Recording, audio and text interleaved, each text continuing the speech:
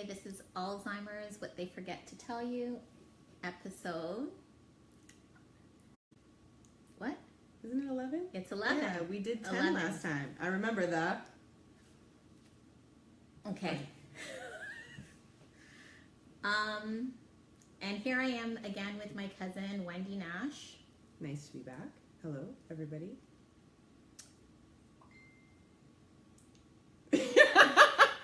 See, you even have like your own signature, like bing, Bing. Okay, so just from last week, you want to recap a little bit from last week because you were very emotional. Yeah, it was an emotional time. I was able to look over the podcast that we did last week. I thought it was good. I thought it was a bit long. That's because you wouldn't stop talking. I know. I think you like to hear your voice. But that's okay. I like to hear your voice sometimes too. Sometimes. Can I get that in writing? No. I have it on Absolutely film. not. But can I get it in writing? I'll deny. Okay. So a couple things. A couple things came up. I did have a few people inbox me that I directed to her in terms of some feedback and stuff like that. There's a lot of people out there that are dealing with this that we don't even know. It's not something that I think is spoken about openly and freely enough. And until a forum like this is opened, that's when people start to feel comfortable to say, my mom is going through this, my father's going through this, my uncle, my friend, my husband, my wife. It's something that most people, I find in the experience that I'm seeing up to now, they're not ashamed of it, but it's more like they just stay silent about it. It's not something that they want to come out and express or share with people. I think it's stigmatized because, you see firsthand how it affects, right? So people are kind of like embarrassed by it. Embarrassed, yeah, unsure, in denial, for sure, in the beginning stages, denial. Scared. Yep. Scared. No cure, so that's very scary. Yeah, so there was a few things like that. Hi, Marie.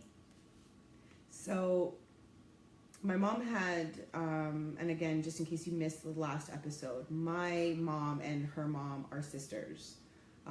So we grew up together. And the sisters were very close. And so my aunt, her mom, played a vital part in our upbringing. So I went through some boxes today. My mom had brought some old things over that I guess I had left in her basement. So I was going through some pictures in some boxes, and I found some gems of some pictures when we were growing up and we were younger. My last trip to Trinidad when she was living there in 99, in 2000.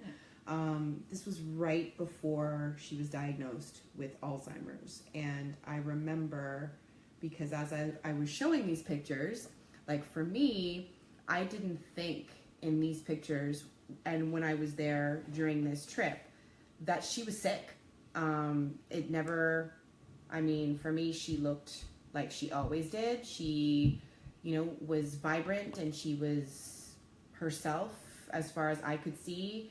I really had no idea that these were the beginning stages of what life would be like now.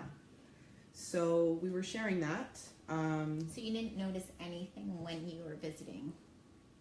No, not to be able to come back and say, Karen, something's wrong with your mom. I never, not to the point where it struck me where I would even have that conversation with my own mom and say, Mom, what's wrong with Auntie Marlene? Or did you find this odd or that odd? Not at all. And we were talking about that because my mom was diagnosed with atypical Alzheimer's, which, is not really a diagnosis. There's no such thing as atypical Alzheimer's. But it was because she was driving. And it never affected her dexterity in driving. Fully functional. Yeah, and she was driving you and your mom everywhere. Right. Everywhere. So that's why. Also. Yeah. And so I can see why in the beginning stages, when Karen explains how her dad and her brother and even herself were in denial. We all were, because it was a really difficult pill to swallow.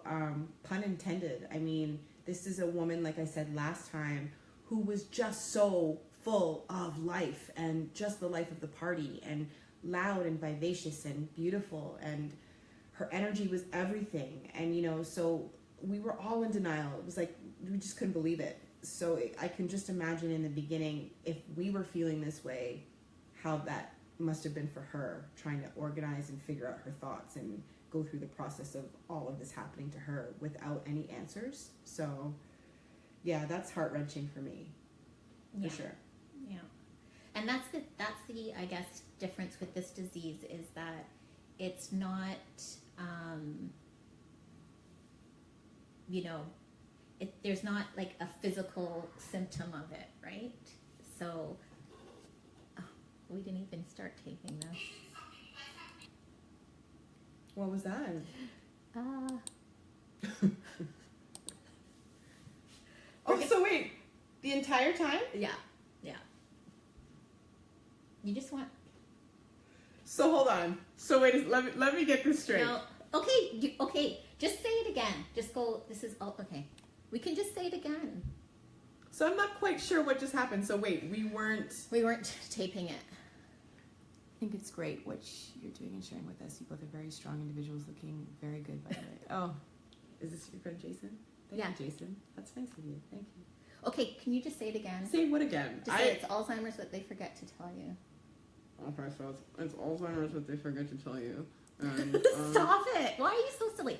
This is Alzheimer's, what they forget to tell you, episode 11. And you haven't been taping this entire thing. Okay, now it's being taped. Okay, concentrate. And I'm with my cousin Wendy. They can't see that. Like, they can't. It's not... Oh, so this is a different thing, the podcast. Right. So I'm not going to repeat that entire thing. Okay, no, but just recap quickly of last week. You were emotional. That we were talking about that. You were emotional. Yes. And that because of Mom, knowing her, how she was so alive, vivacious, and now to see her how she is now. Yeah. So I think you should stop this. Why? Because it's not, we'll do something different there. Okay. And then we can continue on this conversation, because this is where we're at, right? So, yeah, sorry, podcast people, that's just kind of how it rolls when you're doing it live. In any case, yes, I wanted, your phone. I wanted to touch base today on something that Karen had gotten in her email. We wanted to, I thought with the podcast would be a really good idea to reach out to the people that are actually going through this journey, like hers, or, whether it's similar or different. I mean, it's going to be different because everybody's going through a different thing or type or situation or whatever. But there are so many questions and there's so many things that need to be brought to awareness with this type of thing that I thought maybe going in your inbox and finding some people who have reached out to you with questions or comments or whatever, maybe that you can shed some light on that. Well, I got an email today, and I got it actually this morning, and I kind of skimmed through it. It's a very personal email, and I couldn't read all of it because I skimmed and I saw like a really very sad news, and I just read it, I guess, 2 minutes before we started we came live, and I told my cousin I'd rather her read it, so she's gonna read it for you. So I'll read it. It's not too long. We're not going to tell you who it's from, but okay, so you probably don't know the person anyways. Hi Karen, I have an update to share that a couple of nights ago my dad quietly passed away at home with my mom nearby, and I happened to be staying over at their place. He went quietly and peacefully, likely the best case our family could have asked for. He went to sleep around 11 and I checked on him at 12:30 a.m. and he was no longer breathing. The whole 911 first responders came and tried their best, but it was his time to go. There were some recent complications and challenges since the holidays, dysphagia, swallowing, and a buildup of phlegm. And it was a very peacefully passing in my view. I will send out another email possibly later this week or early next week to a larger base of friends, which I will include you in. We are keeping it simple with a cremation and will not have any type of viewing or funeral service. My parents are simple folks and wanted to end their life, or wanted their end of life to be very low key. I've already informed some friends in the dementia community about my dad's passing. I know you and I are very closely connected as caregivers, taking on the challenges of dementia caregiving. I also know intimately your story, Karen, which has given me strength more than you may ever know. Thanks, Karen, for being an inspiration to my family, and you were able to support my dad just by being a wonderful daughter to your mom that I tried to model. I will do my best to be there for you as well in the future. I look forward to all of us continuing to support each other as time goes on. Thank you again for your friendship the past couple of years, and I will see you again in due time. I'm always up for a meal somewhere. Yeah, that's tough to read. I get it. But do you want to share? Because this is probably a similar email that you're going to see a little bit more frequently in your inbox, It's I'm just, sure. I don't know why I'm shocked at that, but I am, because his father had Alzheimer's for 10 years, and it's like I'm 17 years and counting, Mm-hmm. and I'm always shocked at these, you know, I don't know, I have no words to say. It was, I couldn't even read the email, that's why. And, you know, it means a lot that, you know, I can provide some sort of inspiration to others. That was nice for him to say that. But, you know, that really hit hard, because we were just at the university. We were at U of T just a few weeks ago, Mm-hmm. and he was talking about his father and like setting up some supports in the home for his father. And I don't know, I'm just shocked. It's never easy. And again, I don't have words. I don't know what this journey feels like outside of this one that I see you on. I lost my dad a couple of years ago. Fortunately, he did not have Alzheimer's, but, the end of life and the loss of a parent is something that you cannot comprehend until you actually go through it yourself. There are no words, and then I'm going to start, so let me not, because then it's hard. Well, you know what, we can switch the channels. So instead of talking about that sad part, why don't you talk about the, things you had to fight for as a caregiver when you were providing care for your dad? Again, and so the things we take for granted. Yeah, right. So we can talk about that. I found, and I don't want to switch the subject, because No. we really do want to keep this, Alzheimer awareness and people focused on what it is that we're talking about. I'll give a really short snippet of what happened with my dad. In 2014, he had multiple heart attacks. He's always had a long history of heart problems, and he recovered from that miraculously, walked out of the hospital after doctors, everybody thought that this was it. He proved everybody wrong. We prayed for miracles. We had one. He had an entire year full of love and of giving and tying up loose ends and fulfilling certain things that he really wanted to in his life. And from that moment to the time, or the week that right before he passed, he was on vacation in Calgary, visiting his family, and he took a turn for the worse and needed to be airlifted back to Brampton, or to Ontario here where we were. And this is a man that spent pretty close to 40 years of his life contributing to the health system, to paying taxes, to, you know, I mean, I'm talking, this is a person that never was late for a payment, that paid his dues, paid overtime, made sure that his family was well taken care of, provided for us, you know, enormously, did everything he could do as a respectable person in the community. And when it came down to it, you know, we needed a miracle to get him airlifted back because of the state he was in. And it was horrific.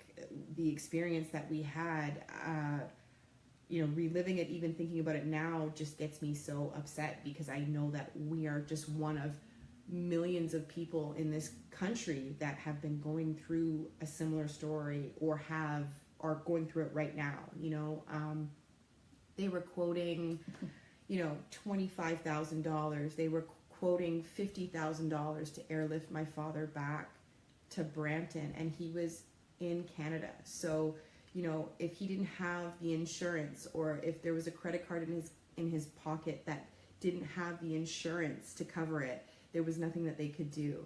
So, you know, I don't want to take it too far away from what we're talking about. No, but we are talking about caregiver awareness and the effects of a sick parent, or looking after a sick parent, or what that entails, or what it doesn't entail. Like, I don't think people are very aware. Like we just said, unless you go through it, you have no idea. You have no clue. Unless you have to access the system, you have no way to know that it doesn't cover everything, and you're going to be out of pocket for a lot of the expense.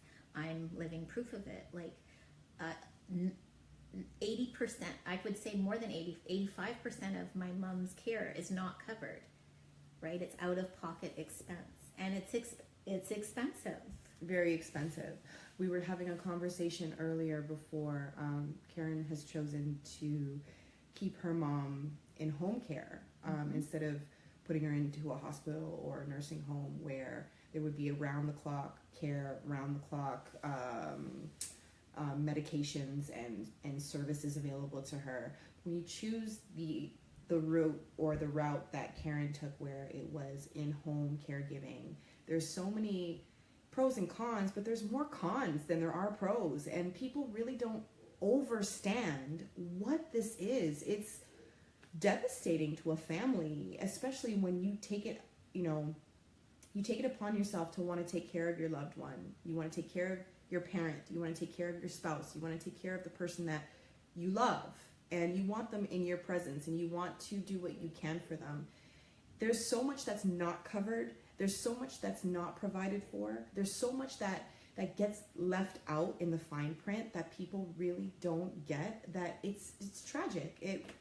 It really is. And I really want you to use this platform to let people know, like, whether you're in the same type of predicament, or you have the same type of experience with your loved one going through Alzheimer's, or going through some sort of dementia or some sort of disease where you know that there's not really a cure, and you know that there's not really much you can do except for what you can do, and even that's not enough. It gets expensive, and there's avenues and there's different things that you can do, but if you don't know, you don't know. That's right. You know, so I'm not sure if you want to shed light on maybe some statistics that you've gone through with your journey, in terms of like the expenses that your mom has, you know, and your mom had a great pension, your mom had a great job, your mom really fed into the system, so she at least got something in return. Well, my both parents, right? Right. Right. So what happens to people that have sick parents, that are immigrants, or that have not had a great career, or that did not pay into a pension that they can, you know, see something from in these latter years in their life? Like, what happens to these people? Well, that's the concern, because okay, even if you don't, and let's just say a person has to quit their job to caregive, now that's a financial constraint, right, on the family, and there's nothing the government has in place. There's very little assistance for caregivers who actually do that. So that's why I kind of wanted to start this platform, to speak for those caregivers. Yes. Like, I always say I'm not going to benefit from this, because I'm at the end. But it shouldn't go without saying that something has to be done. Like, this is ridiculous. And, you know, we do pay enough taxes, and I'm not sure why, if we are in a position where we're saving we're actually saving the system, because I'm not taking out from the healthcare system at all. Right? Like, you know, my mom isn't taking out from the healthcare system at all. She's contributing, because Right. when you tell me what you pay in taxes, and she still has to pay those. So, you know, at what point do you get to access it? If my mom was in a hospital, everything would be covered. Everything would be covered. And now, because she's not, it's not covered. it's not right. And like, even her care right now, it's very limited to what the government does provide, even though I'm saving them all this money, right? But And this is why you'll find people that just do whatever they can to go against the system, because you find even when you try to do the right thing, sometimes the system just fails you. You know, it's not put in place for people that are trying to do the right thing. Like, it's unfortunate to say, but I just don't understand the concept of universal health care. If something's universal, you should get it, I should get it. It shouldn't matter. It's not arbitrary on the care, and it shouldn't matter where the care is. Especially, the irony of it all is there's a waiting list to get into a nursing home. So even, like I said, if I tapped out right now, okay, first of all, my mom's in palliative care, and so technically she should be going to a hospice. However, a hospice is for end of life, which typically means you have to die within 3 months. Well, my mom's been 2 years in palliative care, and then after the 3 months, you have to go. go where? Well, you have to get out of the hospice. But where are you going? Correct. So let's just say I said, okay, I honestly can't. I don't want my mom to die in my home. I can't take it anymore. Okay, so she would probably get emergency hospice. I'm pretty sure that would be a non-issue. However, when the 3 months comes and she survives that 3 months, I have given out all of my care. Like, I've got rid of my caregiver, I've got rid of all those supports that I have in place currently. And then now she survives the 3 months. So you gotta, bring her back home? Yeah. Well, because there's no nursing home. It's a 12-month waiting list in Ontario. Right? So you have to almost guarantee that she's going to transition within that. So I have to hope. Imagine. I hope you die in 3 months. Please, because I don't know where I'm going to put you. Like, who says that? And it's like a boomerang. She comes back. So but we have universal health care. Get it? You like it?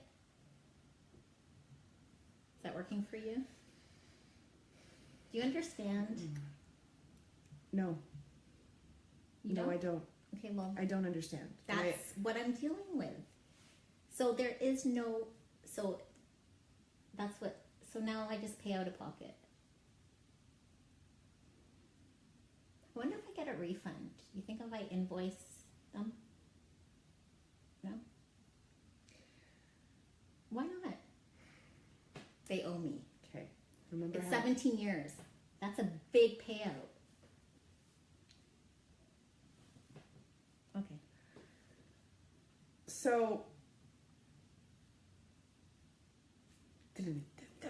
I just want to make sure What was that? I'm not sure. I'm just going with it. Like, well, what was that? Like, I don't know, but we're I just didn't do doing a drum stuff. roll. Okay, so we wanted to make sure that we didn't exceed the last podcast. When you say we, do you mean you? You were talking. I told you, and I said to her today, I don't talk.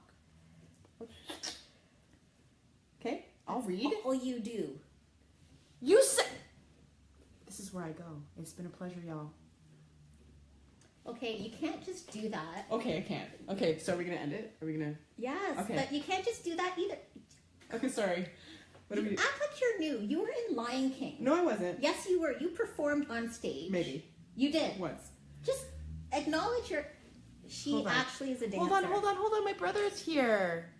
The government sucks. They don't give a shit about anyone. They're only for the pension. Yes. Hi, Wayne. That's my brother. I wondered what the rules were with hospice and holy cow. That's a heck of a guess or hope. Yeah, it has to be. Going That's into the rules. It's 3 months. That's it. Those are the rules. You have to die within 3 months, and that's why it's if you have cancer, I guess that they kind of know, right? But yeah, when you have a disease like my mom's, you can't ascertain or predict when she's going to pass. But yeah, those are the rules. I looked into that, so yeah, I know. Thank you, Wayne. Love you, bro. He says that we look good. Well, I know I look good. Whatever. I don't know about her, but I know I look. Okay, I'm going to stop now. Is there anything else that you wanted to cover before we end it? If you guys have any questions, concerns, comments, if you guys have anything that you want to get covered, if there's anything that you guys are going through, if there's anything that, you want to share, just, leave her a message so that we can look at it, get it covered. Maybe in the next time that we get out there and we talk about it. There's nothing off limits. There's no questions that are silly. I mean, I can't imagine how it feels when you first get the diagnosis that your loved one is going through this. So maybe you can shed some light on that. Were you feeling shy, embarrassed? You didn't want to let anybody know? You were confused? Like, I don't know how anybody out there might be feeling getting this type of news that this is their journey. I talk about that in my book too. You go through that Kubler-Ross, the stages of grief. You really do go through every single symptom of that, and every single stage. You go through like the denial, the anger, and of course I'm at the end. I've fully accepted it. But, and then sometimes you, my PhD, it's an education. You go through. Is this the same girl? I don't mean to interrupt. Is that She's the same? my first BFF. Yeah, but is she the same BFF that told me last time I couldn't see? No, that was Brianna. Sorry, BFF. Sorry. It's my BFF from Windsor when I first lived there. Okay. Hi, BFF from Windsor. Thanks for tuning in. You go through those stages, and in a daily basis, not so much for me, but while you're going through the disease, you fluctuate between the acceptance, the denial, the anger, the guilt. It's a lot. It's a lot. And remember, I had a newborn. I had a son. So it was compartmentalizing that too, like being a mother and then being a daughter and tag teaming was a lot. Yeah. Hi, Nick. Hi, nice to meet you. Yeah, and we were sharing that story before this whole podcast thing happened. Becoming a mom, as any new mother knows, that it's a lot of work and it's overwhelming and it's a whole new world and it's a whole new everything. So to take that on and have a sick parent at the same time, and you're married and you have your husband and you have your house duties and you have your hat, your job, everything. It's your career. Yeah, it was a lot. A lot. I don't even know how I did it. You did it because I did it. Your name is Karen. I made it happen. Oh. I know you're jealous. Of what? My shirt says make it happen. I just made it happen. Okay, guys, this is where I am going to sign off. Well, I am. Not sure about No, Miss I Make am. It Happen. Okay, she's making it happen. I'm making it happen off screen. Okay, that was my first. All right. Well, you go do more of that. Yeah, again, if you guys have any questions, comments, anything, if you just want, give us some feedback. Let us know, what you think. Is this effective? Is it something that you are getting anything out of? Is it, do you guys enjoy it? Do you guys hate it? Do you get whatever? I mean, we're open. Nice to see you too, bro. We love you lots. Give our love to everybody on the West Coast. West West side. Coast. I was thinking about East Side. They're from my East Side coast, but they're living on the West Side. Right. Yeah. Inbox Karen, and we can cover your questions, your Or you concerns. can inbox you too. Sure. I'm open. I'm open. Where's my robot? Here we are. And she's back. Why don't you do like a Lion King pirouette or something? Because you ain't paying me enough for that. I'm just joking. That was just a joke. Too soon. Your aunt would be mortified right now. Yeah, it was too soon. Your aunt. She loves me. See that? Look. She loved me. Auntie Winnie, we love you. Okay, we're signing off. You guys, peace and love. Love on each other. And we'll check you later. We'll check you next time. Next week. We should do this on a consistent basis because that's another thing. People don't know when to tune in. Okay, well, I'll leave that up to you. Well, what do you think? Maybe we should get some of the viewers to let us know if that's, again, give us some feedback. If you guys think that it's something that we should do, let's do it. If not, whatever. You know, I'm open. If I know that this is actually affecting people and giving somebody comfort, or, you know, we're doing something positive for those that are going through this type of journey, I'm all for it. So definitely talk about that. Well, probably we have to do the episode 11 because I'm not doing it. Which episode 11? This one. Oh. But like next week. Do you get it? Yes. Okay. Got it. It's 11 on repeat. All right, guys. Signing off. You guys take care. Blessings. Gratitude. Happy New Year 2000.